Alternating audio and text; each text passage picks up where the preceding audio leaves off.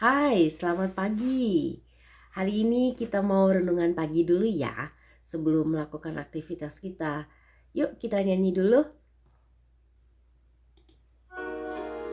Lagunya diambil dari YouTube, lagu Sion Lengkap nomor 520. Tuhan. Ya, ulang ya. Kecepetan aku ngomong.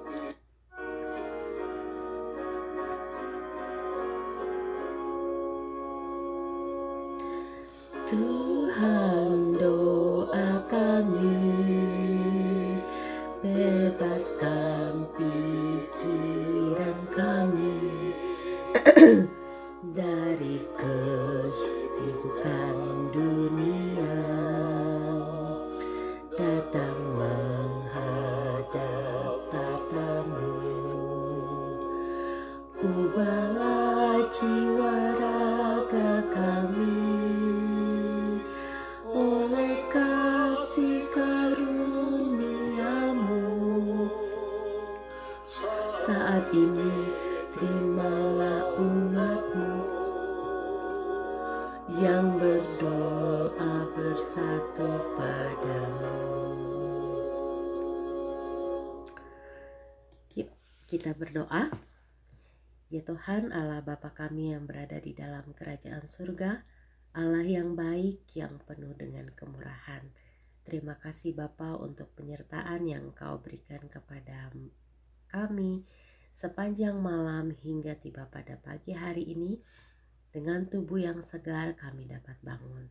Sebelum kami memulai aktivitas kami, biarlah kiranya Engkau dapat memberkati kami dan menyertai kami, memberikan kami penerangan agar bagaimanapun masalah, bagaimanapun tantangan kehidupan yang akan kami hadapi, kami dapat menghadapinya bersama-sama dengan Engkau. Sebentar kami mau mendengarkan sedikit dari firman-Mu.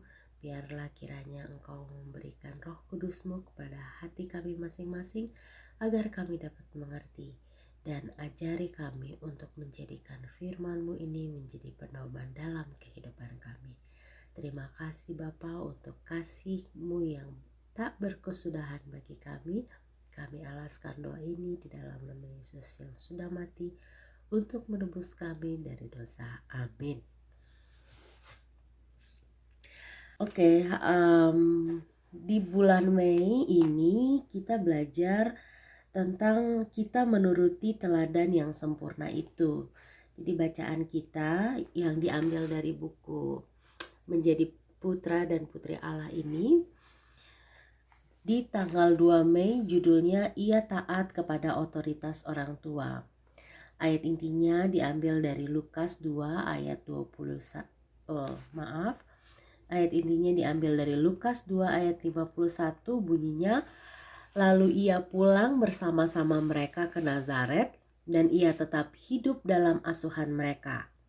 Dan ibunya menyimpan semua perkara itu di dalam hatinya. Demikian firman Tuhan.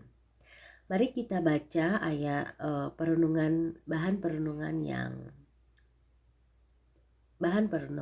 ya. Mari kita baca bahan perenungannya. Yesus menegaskan bahwa dialah anak yang kekal. Kunjungannya yang pertama ke bait suci telah membangkitkan gerakan hati yang baru. Semua kewajiban duniawi untuk zaman itu telah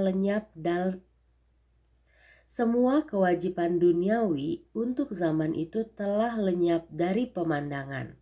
Tetapi dengan pengetahuan akan misi ilahinya dan persatuannya dengan Allah, ia tidak melawan otoritas orang tuanya. Atas permintaan mereka, ia pulang bersama mereka sebagai seorang anak yang setia dan menurut, serta membantu mereka dalam hidup mereka yang penuh dengan kerja keras. Disimpannya baik-baik dalam hatinya rahasia tentang misinya untuk masa mendatang.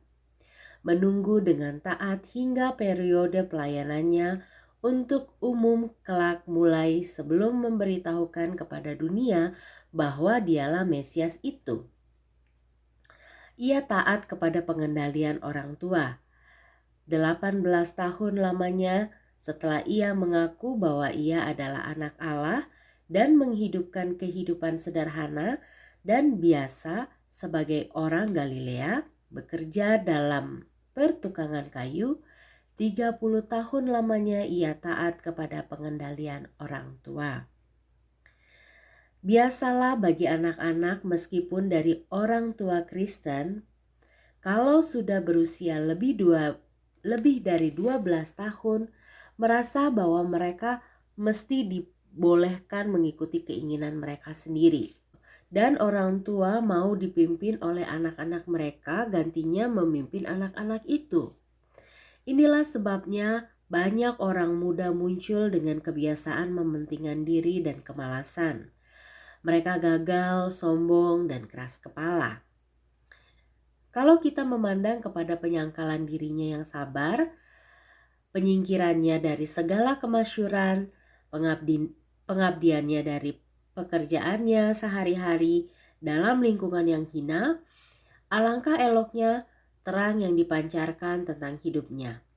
Alangkah jelasnya ditunjukkan jalan di mana anak-anak dan orang muda harus berjalan. Yesus tidak kurang sebagai anak Allah dalam rumah tangganya yang hina itu.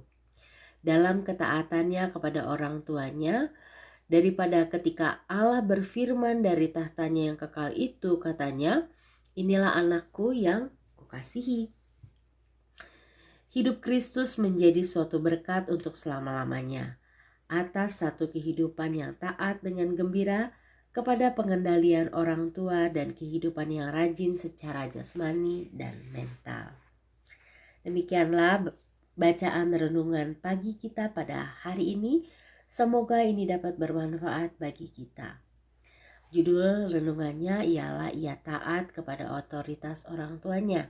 Kita pun sebagai anak-anak dari orang tua duniawi dan anak-anak Tuhan, sepatutnya lah kita mengikuti jejak Tuhan yang taat kepada otoritas orang tua kita. Selamat pagi, Tuhan memberkati. Shalom.